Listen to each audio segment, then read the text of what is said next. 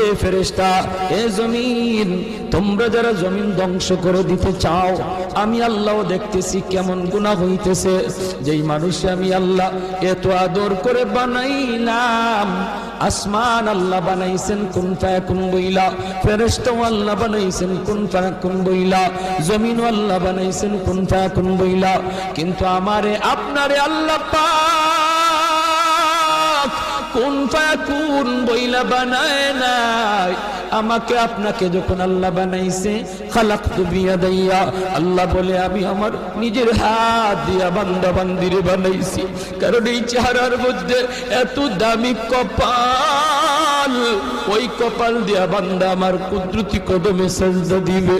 এই কপালটার এত দাম, এই কপাল কুন ফায়াকুন বললে হয় না, এই কপাল ফেরেশতাদের হাতে বানাইলেও হয় না, আমি আল্লাহ নিজের হাতে বানাইছি।